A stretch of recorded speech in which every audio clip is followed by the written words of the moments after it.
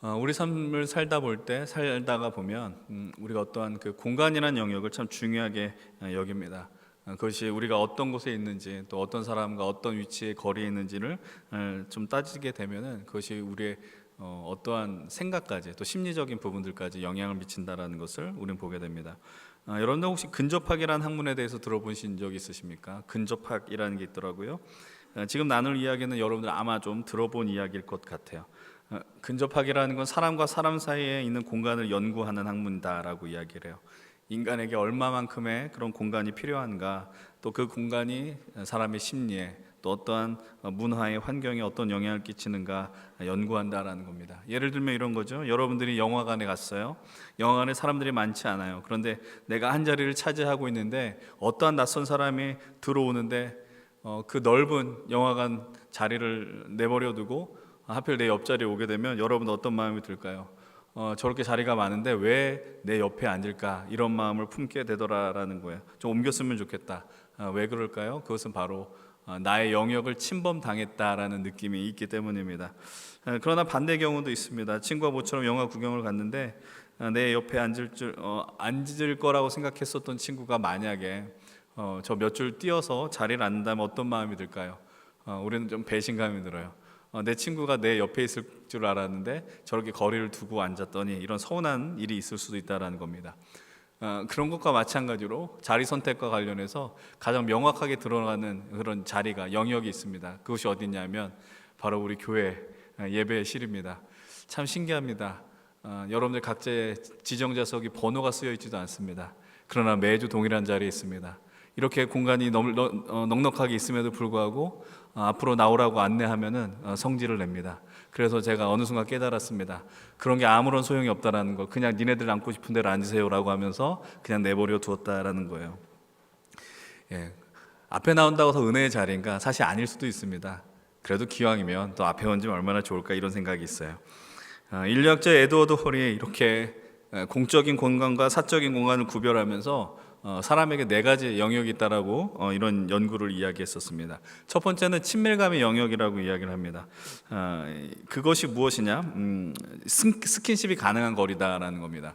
아마 이 얘기 들어보셨을 거예요. 나와 상대의 거리가 한 45cm까지의 거리가 친밀감의 영역이라는 거예요.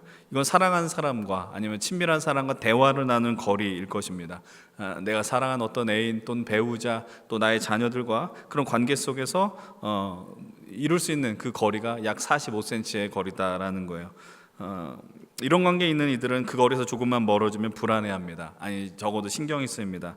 아이들도 그래요. 엄마가 그냥 엄마랑 같이 있다가 어느 순간 자기가 노느라고 정신이 팔려요. 그러다가 어느 순간에 엄마가 어디 있지? 라고 하면서 엄마의 위치를 확인합니다. 근데 엄마가 바로 내 옆에 있다는 걸 확인하는 순간에 마음의 평안이 오면서 다시 자기가 할 그런 놀이에 집중하게 된다는 겁니다. 반대의 경우도 있을 거예요. 내 사랑하는 어떤 누군가가 나와 함께 해야 되는데 어느 순간 나와의 거리가 점점 멀어지면서 누군가 대화를 하면은 그것이 얼마나 신경이 쓰느냐라는 거예요.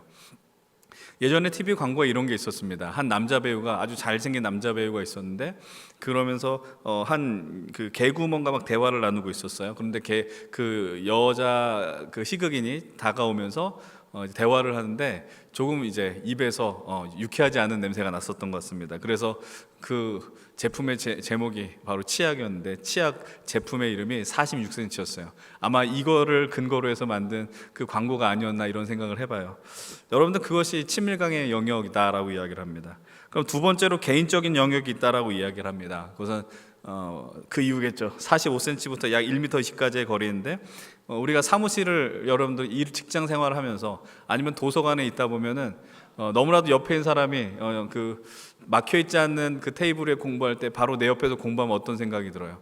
저 사람이 내 공부하는 걸 볼까봐 그냥 뭐 아무런 일도 하지 않지만 괜히 신경이 쓰이더라라는 거예요.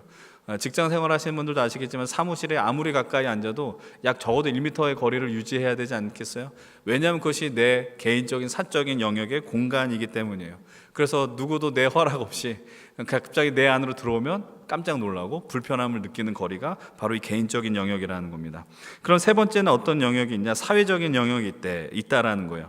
1.2m에서부터 3.5m의 거리인데 우리가 그냥 사람과 이렇게 거리를 걸을 때 최근 얼마간은 저기 우리가 뉴스를 통해서 확인했지만 그런 거리들이, 공간의 거리가 다 사라졌지만 우리가 일상을 통해서 어떤 그 사람들이 많이 가는 거리를 둘 때 낯선 사람하고 붙어서 가진 않아요. 어떤 거리를 유지하면서 앞뒤 또는 좌우로 해가지고 거리를 유지하는데 그것이 사회적인 영역이다라고 이야기를 합니다. 네 번째는 공적인 영역이 있다라고 이야기를 합니다. 그것은 약 3m, 3.5m 이상의 거리인데 바로 이 저와 여러분들의 거리가 바로 공적인 영역의 거리라는 거예요. 제가 여러분들과 더 가까이 있고 싶지만 제가 만약에 내려와서 제가 핸드 마이크를 들고 여러분들을 한 명 한 명 눈을 마주치면서 설교를 한다면 어떤 일이 벌어질까요? 여러분들 다음 주부터 교회를 옮기겠다는 그 마음을 결심을 할지도 모릅니다. 그런 것도 그냥 불편한 거예요. 제가 여기 있는 게 여러분들 제일 안정감이 있을걸요. 그러나 아주 1년에 한두 차례씩 저기 2층에 내려가서 예배하면 그 정도는 내가 봐줄 수 있어. 그런데 계속해서 돌아다니면서 마이크 들고 설교 시간에 이 말씀이 어떤 거에 질문을 딱 던진다. 그럼 여러분들은 아마 다음 주에 다른 교회를 갈 것이다, 이런 마음을 먹을지 모르겠어요. 어찌되었든 우리가 지금 이야기했었던 네 가지 영역이 있어요. 근데 그 모든 것들이 무시되는 중요한 어떠한 상황, 이유, 그것이 하나 있어요. 내가 여러 가지 상황 속에서 어떤 곳에 있었든지 그 거리가 있는데 그 거리를 다 허무는 가장 중요한 하나의 상황이 있습니다. 그것이 무엇일까요? 그것은 바로 사랑이라는 겁니다. 사랑하게 되면 그 관계가 다 좁혀지는 거예요. 거리가 좁혀지는 거예요. 사랑하면 개인의 공간도 열어준다라는 거예요. 사랑하는 그들을 향해서 어떠한 대상이 되었든 내 공간으로 들어와도 괜찮다라고 이야기해요. 그것이 바로 친구의 자리이기도 하고 또 부부의 자리일 것입니다. 성경을 보게 되면 남자와 여자가 결혼한 부부가 될 때 이런 이야기를 합니다. 바로 한 몸이 된다라는 겁니다. 부부란 둘 사이의 거리감을 극복하고 몸과 마음이 하나 되는 것, 어떻게 보면 사랑의 절정이며 극치라고 할 수 있겠죠. 그것이 바로 성경에서 이야기하는 부부인데, 혹시 여기에서 결혼하신 부부들 가운데 걸어가면서 그냥 각자 팔짱 끼자, 그런데 이제 스스로 팔짱 끼고 걸어가시는 분들 계십니까? 우리가 흔히 보는 것들은 지금 제가 이야기하는 것과는 다른 모습이 있을지 모르겠지만, 여러분 친밀감을 형성하는 사람이 있다라는 것, 그런 관계가 있다라는 건 얼마나 복된 것인지 모릅니다. 오늘 제가 무슨 이야기를 하려고 이렇게 공간에 대한 이야기를 자꾸만 나눌까요? 너무나도 여러분들이 예상하는 바 바로 그 이야기입니다. 바로 하나님과 우리와의 관계다라는 겁니다. 하나님과 우리와의 관계, 우리는 어떤 공간을 누렸던 인생들일까요? 여러분 성경을 열면은 바로 나옵니다. 하나님과 우리가 한 공간에 있었습니다. 한 공간에서 함께 그 자리를 거닐었다라고 표현하고 있습니다. 그 자리는 바로 에덴 동산입니다. 하나님께서 인간을 만드셨습니다. 하나님께서 인간을 창조하시고 가장 원하셨던 것은 그 공간의 거리가 없이 내가 너와 함께 이 에덴 동산을 거닐겠다라는 그 마음이었다라는 거예요. 같은 시간과 같은 공간을 향유한다는 건 아무에게나 열어주는 것이 아니었습니다. 근데 하나님은 우리에게 그런 길을 열어주셨고 또 우리가 그런 관계가 되길 간절히 원하셨습니다. 그러나 우리는 성경을 보면서, 그리고 우리의 인생을 보면서 확인합니다. 죄가 일어납니다. 죄로 인하여서 어떤 역사가 벌어져요? 그 간격이, 거리가 깨어졌다라는 거예요. 죄를 범함으로 말미암아 거룩하신 하나님과 죄인은 그 공간을 같이 향유할 수 없었어요. 우리가 흔히 말합니다. 다시 돌아올 수 없는 다리를 건너게 되었다. 그 죄로 인하여서 하나님과 우리는 다시는 이어질 수 없는 그 간격의 공간이 벌어졌다라는 겁니다. 쉽게 말씀드리면 하나님과의 인간의 관계는 마치 물과 기름과 같은 관계가 되었습니다. 우리가 아무리 원한다 할지라도 거룩하신 하나님 앞에 죄인된 인간이 설 수 없습니다. 죄인된 인간이 감히 하나님 앞에 선다, 그것은 바로 죽음을 의미하게 되는 것이죠. 그것이 온 인류가 경험한 가장 비참하며 최악의 상황이다라는 것을 우리는 성경을 통하여 늘 목도했습니다. 그런데 오늘 우리는 이 공간의 비밀 속에 중요한 열쇠를 계속 이야기합니다. 바로 사랑입니다. 사랑은 모든 간격을 허물어뜨린다라고 말씀드립니다. 어떤 이가 질문하죠. 성경의 이야기를 설명해 주십시오. 요약해 주십시오. 그러면 우리는 이렇게 명쾌하게 설명할 수 있습니다. 그것이 무엇이냐? 요한복음 3장 16절의 말씀이죠. 뭐라고 이야기해요? 하나님이 세상을 이처럼 사랑하셨다라는 겁니다. 하나님이 사랑하셨습니다. 세상을 사랑하셨습니다. 세상에 죄악된 걸 사랑하셨다는 것이 아니라 그 죄 가운데 빠져서 내게로 올 수 없는 그들을 너무나도 사랑하셨다라는 거예요. 사랑하는 그냥 수준이 아니라 그 떨어진 거리를 못 견뎌 하셔서 하나님의 의지를 가지고 열정을 가지고 그 관계를 좁히려고 하셨습니다. 그래서 수많은 역사를 나타내십니다. 수많은 사람들을 향해서 예언자를 보내서 하나님 당신의 마음을 말씀하려 애쓰셨습니다. 그러나 중요한 건 무엇이냐? 말귀를 못 알아듣습니다. 아무리 많이 사람들을 보낼지라도 하나님의 마음을 읽어낼 수 있는 능력이 없습니다. 왜냐하면 우리의 눈이 죄로 가득했기 때문이에요. 그래서 하나님이 온 인류 역사상 있을 수 없는 가장 위대한 모험을 하나 감행하십니다. 그것이 바로 단 하나밖에 없는 그 아들, 독생자를 우리에게 보내주셨습니다. 그래서 우리는 이것을 고백하죠. 하나님이 세상을 이처럼 사랑하사 독생자를 주셨다라는 겁니다. 더 이상 이어질 수 없을 것 같은 그 관계를 잇기 위해서 예수 그리스도를 오늘 우리에게 보내주십니다. 하나님은 오늘도 여전히 우리와의 그 간격을 메우기 위해서 끊임없이 다가오시고 찾아오셨습니다. 그래서 우리는 오늘 감히 이렇게 이야기할 수 있을 것 같아요. 하나님이 너무 무리한 방법을 동원했다는 거예요. 우리의 계산을 뛰어넘는, 이상을 뛰어넘는 방법을 사용하셔서 주님이 오셨다라는 거예요.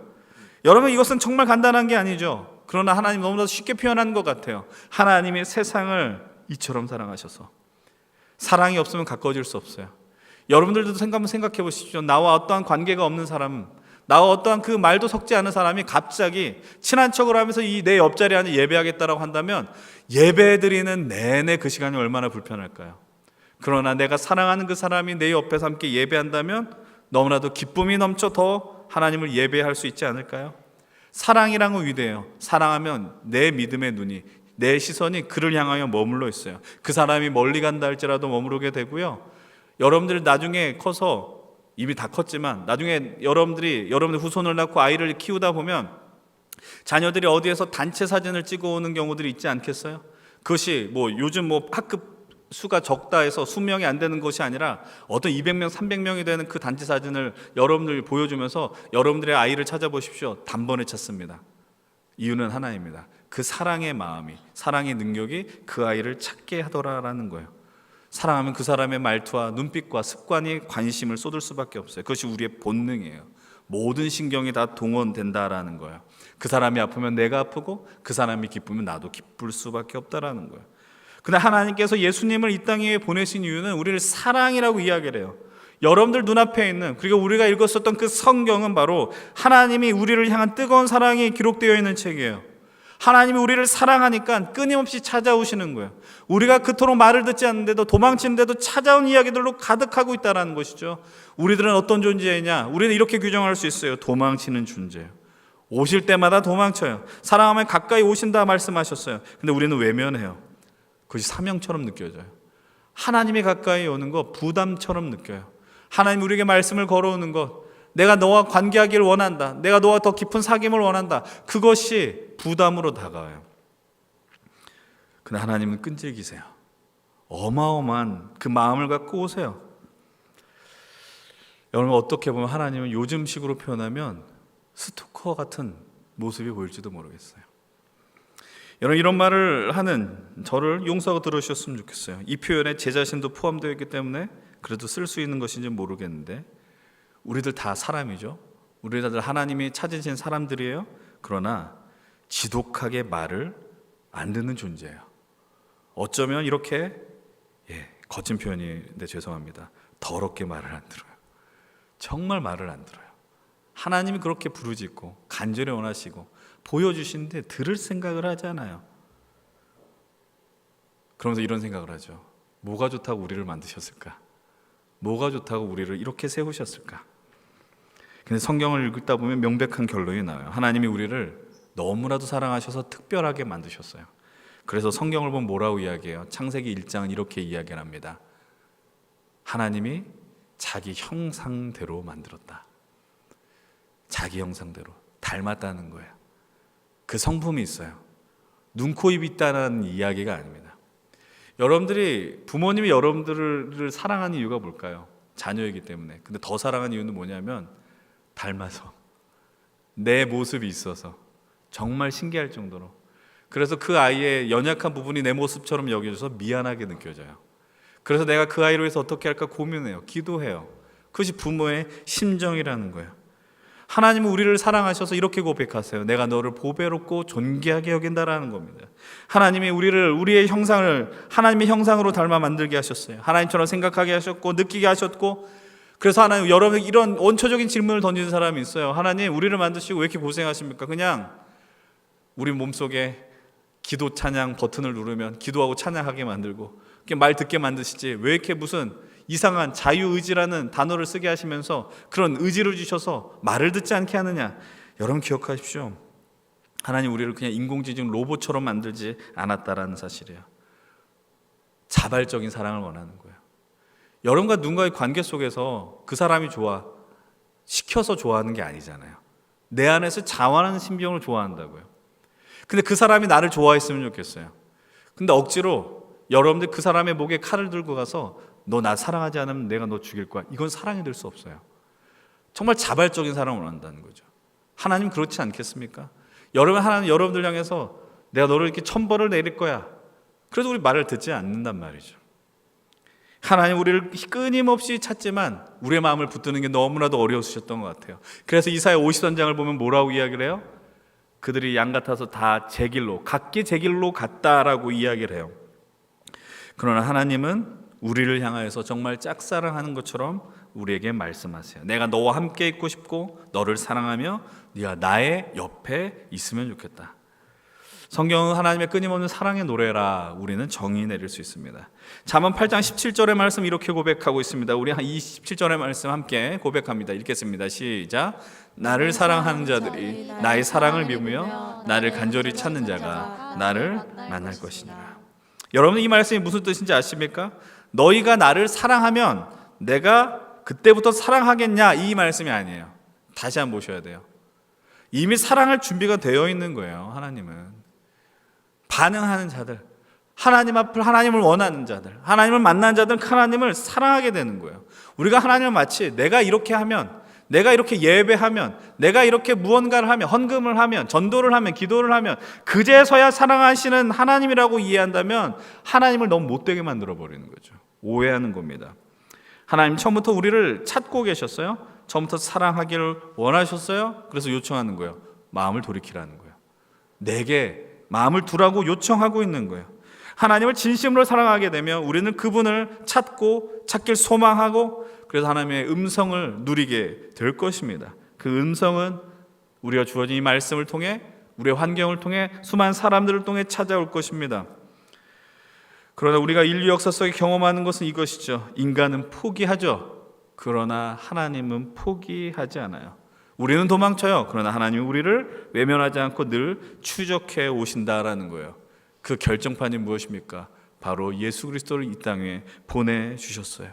우리의 연약한 부분을 해결해 주시기 위해서, 우리의 죄의 문제를 해결하기 위해서 인간의 모습으로 오셨고, 오늘 우리의 영혼과 우리의 심장에 대고 말씀하세요. 내가 너를 정말로 원한다라는 겁니다. 하나님께서 이 일을 이루시기 위해서 말씀드린 것처럼 상식에 벗어난 이해할 수 없는 일을 행합니다. 처녀가 아이를 베게 하셨어요. 남자를 알지 못하는 여인, 우리가 알고 있는 그런 과정 속에서 아이를 베는 것이 아니라 성령으로 아이를 가졌다라고 이야기를 해요. 지금도 이 사실을 가지고 시비를 건 사람들이 있어요. 어떻게 성령으로 아이를 가질 수 있느냐, 믿을 수 없는 일입니다. 그런데 그 당사자는 어떻겠어요? 당사자는 믿음이 너무 좋아서 하나님 그러실 줄 알았어, 이렇게 반응했을까요? 아닙니다. 함께 있었던 약혼자 요셉은 어떠하였을까요? 기가 막혔겠죠. 누가복음 1장을 보면은 어느 날 성령이 찾아오셔서 마리아를 향해 말씀하십니다. 너는 성령으로 아이를 낳게 될 것이다. 얼마나 놀랐겠어요. 그 당시에 결혼하지 아니한 여인이 아이를 갖는다는 말의 의미는 너무나도 잔인하지만 즉결 심판을 받는다, 죽음을 의미하는 겁니다. 그러나 성령의 역사가 임할 때 그제서야 이렇게 고백하죠. 누가복음 1장 38절로 이렇게 마리아는 이야기합니다. 마리아가 이르되 주의 여종이오니 말씀대로 내게 이루어지이다. 믿음이 있었습니다. 그 믿음을 따라서 요셉에게 자신의 이야기를 고백합니다.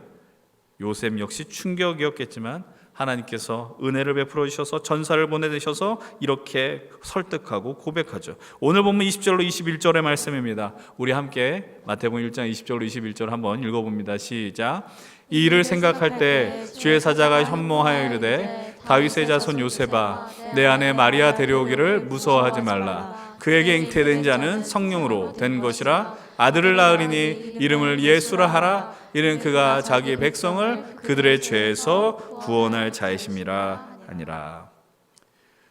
여전히 우리가 이 현실이 우리 앞에 있으면 믿기 어려울 거예요. 이해할 수 없을 거예요. 그리고 옆에 누군가 이렇게 이야기한다면 비난할 거예요. 그러나 그 당사자들은 믿음으로 이 사실을 받아들였고 또 하나님의 나라에 대한 소망, 그 뜻을 품고 나아갈 수 있게 되었다는 사실입니다. 그런데 그들이 그럴 수 있었던 과연 그 이유는 무엇일까요? 요셉이 이 천사의 이야기를 듣고 순종할 수 있는 그 근거는 무엇이었겠습니까? 23절은 이렇게 이야기합니다. 함께 23절의 말씀 함께 읽습니다. 보라, 처녀가 잉태하여 아들을 낳을 것이요 그의 이름은 임마누엘이라 하리라 하셨으니 이를 번역한즉 하나님이 우리와 함께 계시다. 아멘. 저는 이 말씀을 참 좋아합니다. 하나님이 우리와 함께 계신다. 사랑하는 여러분, 하나님은 우리와 함께 하시는 분인 줄로 믿습니다. 이 말에 담긴 의미가 무엇이냐? 하나님이 우리를 얼만큼 사랑하시는지, 우리를 얼마나 찾고 계시는지 저는 잘 모릅니다만 예전에 이런 이야기를 들었습니다. 제가 드리는 말씀을 듣고 엉뚱한 움직임을 보이는 형제님들이 없기를 바랍니다. 누군가가 자신을 좋아한다라는 이야기를 들으면, 그러니까는 그 평소에 어떠한 감정도 갖지 않은 대상이었음에도 불구하고 그런 이야기를 들으면 처음부터 싫은 여성은 없다라고 하더라고요. 예, 제 말이 틀릴 수 있어요. 예. 그런데 중요한 건 이거예요. 사랑받는다는 건요, 좋은 일이에요. 사랑받는다라는 거. 지금 여러분들의 표정은 너무나도 이렇게 뭔가 낙심되어 있어요. 나는 지금 사랑받지 않는 것 같아. 위로가 안 될지 모르겠지만 하나님이 여러분들을 사랑하세요. 예. 우리가 얼마나 그 심령이 얼마나 두꺼운지. 하나님이 사랑한다는 말이 너무 안 와닿는 것처럼 들려서 제 마음이 많이 낙심이 되네요. 하나님이 우리를 사랑하시는 거예요. 근데 우리가 절망의 자리에 있어야 하는 이유가 없죠. 임마누엘 주님, 그분께서 처녀의 몸을 통하여 오셨고 가장 낮은 자리, 말 구유, 말 먹이통에서 태어나셨고, 그리고 더 이해할 수 없는 것, 하나님이 인간이 된다는 건 더 이해할 수 없는 거 아니겠습니까? 여러분들이 만약에 그 권력자였다면, 능력자였다면, 여러분이 만약에 신이었다면 왜 그 모든 능력을 포기하고 인간의 모습으로 와야 되느냐? 이해할 수 없는 일인 거죠. 그런데 함께하기 위함이라는 거예요. 우리가 아무리 개를 좋아한다 할지라도, 혹시 여기 여러분들 반려견을 키우시는 분들 계십니까? 그러나 개가 되라고 한다면 개가 될 수 없을 거예요.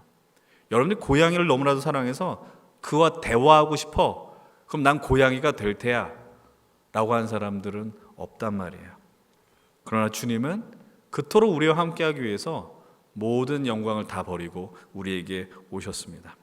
그래서 우리와 함께 공간을 누리고 아픔을 누리고 우리를 정말 죄에서 건지기 위해서 당신의 생명을 우리에게 내어주셨어요. 이 함께함이 여러분들 성경을 통해서 어떻게 완성되느냐? 요한계시록 21장 22절의 말씀은 이렇게 이야기합니다. 함께 22절 말씀 읽겠습니다. 성 안에서 내가 성전을 보지 못하였으니 이는 주 하나님이 곧 전능하신 이와 및 어린 양이 그 성전이심이라. 아멘. 이 말씀을 좀 잠깐 시선을 두셨으면 좋겠어요. 이 말이 무슨 의미냐? 요한이 환상을 보고 있는 거예요. 하나님이 새 예루살렘과 새 하늘과 새 땅을 보여주세요. 그래서 이 새 땅을 보면서 눈을 들었어요. 내가 믿음의 사람이어서 성전을 찾는 거예요. 예루살렘 성전이 어디 있냐? 성전이 보이지 않았어요. 근데 본인 자신이 지금 어디 있는 것인지 알아요? 예수 안에, 주님 안에 있는 거예요. 그러면서 말합니다. 그것이 성전이라는 거예요. 이것을 우리가 어떻게 표현할 수 있느냐? 사도 요한이 요한복음을 통해서 즐겨 쓰는 표현이 있습니다. 요한복음 15장 4절로 5절의 말씀을 한번 함께 읽겠습니다. 시작. 내 안에 거하라. 나도 너희 안에 거하리라. 가지가 포도나무에 붙어있지 아니하면 스스로 열매를 맺을 수 없음 같이 너희도 내 안에 있지 아니하면 그러하리라. 나는 포도나무요 너희는 가지라. 그가 내 안에 내가 그 안에 거하면 사람이 열매를 많이 맺나니 나를 떠나서는 너희가 아무것도 할 수 없음이라. 아멘. 사도 요한이 아주 즐겨 쓰는 표현이 있습니다. 주님이 우리 안에, 우리가 주님 안에 거하게 될 때 놀라운 하나님의 역사가 이루어질 것이다. 여러분, 서로 내주한다라는 이야기, 함께 거한다는 말의 의미는 뭐예요? 간격이 사라지는 거예요. 공간이 사라지는 거예요. 남자와 여자가 한 몸이 되어 한 몸을 이룰지라, 부부가 되어 한 몸을 이룰지라 하는 것처럼, 그래서 성경은 예수 그리스도와 이 성도를 신랑과 신부에 비견하여 표현하고 있는 것입니다. 사랑하는 여러분들, 주님 그토록 우리를 간절히 원하신다는 사실입니다. 그러나 여전히 오늘 우리에게 문제가 있는 겁니다. 사랑하는 여러분들 하나님을, 우리 주 예수 그리스도를 어떤 자리에 모시려고 하고 있습니까? 일주일에 한 차례 난 이 예배 자리에 와서 그래 나는 내가 하나님의 자녀다라는 걸 확인하는 것에 만족하고 있지 않습니까? 내가 그냥 하나님과의 공적인 거리 3.5m 그냥 이런 숫자를 다 차치하고서라도 그 정도 거리 유지하면서 내가 사는데 지장 없어라고 살아가고 있지는 않습니까? 여러분들을 향해서 매주 교회, 매일 교회 나오셔서 철야를 하십시오, 새벽 예배를 하십시오라는 의미가 아니지 않나요? 내가 진실로 내가 어떤 곳에 있었는지, 내 삶의 영역 속에 하나님과 늘 동행함을 누리며 살아가고 있는지 그 질문을 던지셔야 하지 않겠습니까? 하나님과 더 친밀한 사귐을 누리기 위해서 애를 쓰시길 바랍니다. 내 삶에 여러분 주님을 모십시오. 주님이 내 안에 들어올 수 있는 공간을 열어두십시오. 주님이 이렇게 이야기하지 않습니까? 요한복음 1장 14절은요 말씀이 육신이 되어 우리 가운데 거했다라고 이야기를 합니다. 우리 가운데 거하셨어요. 거하다라는 표현은 집을 짓고 산다는 거예요. 엉뚱한 집을 짓지 마세요. 명예의 집, 권력의 집, 돈의 집, 그거에 환장하며 사지 마세요. 그것이 여러분들의 인생을 담보할 것 같고 성공시킬 것 같지만 우리는 매번 확인하는 거예요. 그 힘이 영원할 것 같다라고 생각하는 사람이 그 힘을 엉뚱하게 사용한 나머지 갑자기 추락하는 것을 우리는 오늘도 목격하고 목도하고 있지 않습니까? 그것이 필요 없음을 의미하지 않습니다. 그러나 그것이 여러분들을 지배하지 않도록 하십시오. 주님과의 그 관계 속에 주님을 환영하며 맞이하는 그 인생들이 되길 축복합니다. 우리는 누구이냐? 하나님과 함께한 인생들이에요. 그것이 있다면 여러분 어떤 상황 속에서도 그것을 알면 그 소망을 붙들고 살아가게 됩니다. 이런 어렸을 때 이런 경험들 혹시 해보시지 않았어요? 어렸을 때 내가 동네에서 친구들과 싸움이 벌어지거나 또는 나보다 나이가 많은 형 누나와 싸우고 있어요. 근데 내가 두들겨 맞았어요. 혼자 설고 있는데 저기 멀리서 누군가 나에게 오고 있는 거예요. 그분이 누구냐? 우리 아빠이고 엄마이죠. 그럼 어떤 일이 벌어진지 알아요? 더 이상 울지 않아요. 그리고 아빠의 손을 붙들고 그 아이를 향하여, 나를 괴롭히는 이를 향하여 당당히 걸어 나갑니다. 물론 이렇게 하면 아이를 말려야 하긴 하지만 내가 맞은 게 억울해서 그 아이의 정강이를 걷어찹니다. 왜요? 아빠가 있어서. 내 아빠가 있어서 내가 그 일을 할 수 있다는 사실이에요. 사랑하는 여러분들, 진실로 하나님이 우리와 함께 하심을 누리십시오. 그리고 그곳에서 멋지게 살아가시길 또 응원하고 기도합니다.